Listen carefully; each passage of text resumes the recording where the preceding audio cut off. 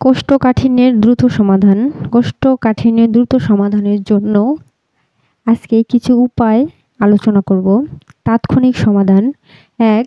গরম পানি পান করুন। সকালে খালি পেটে গরম পানি পান করলে অন্ত্রের গতি বাড়ে। ২. ইসবগুলের ভুসি।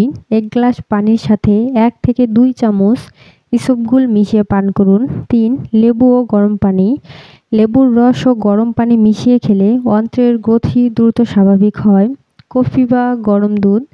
গরম কফি বা দুধ পান করলে কিছু মানুষের ক্ষেত্রে দ্রুত মল নির্গম হয়। ৫. কিশমিশ বা শুকনো আলু বোখরা। এগুলো ভিজিয়ে রেখে সকালে খেলে ভালো কাজ করে। একটু হাঁটাহাঁটি বা ব্যায়াম করুন। হালকা শরীরচর্চা অন্ত্রকে সক্রিয় করতে সাহায্য করে। দীর্ঘমেয়াদী সমাধান: ফাইবার সমৃদ্ধ খাবার খান। শাকসবজি, ফলমূল, চিয়া সিড, ওটস এবং বাদাম খেলে কোষ্ঠকাঠিন্য দূর হয়। প্রচুর পানি পান করুন। প্রতিদিন অন্তত ৮ থেকে ১০ গ্লাস পানি পান করা জরুরি। প্রোবায়োটিক খাবার খান।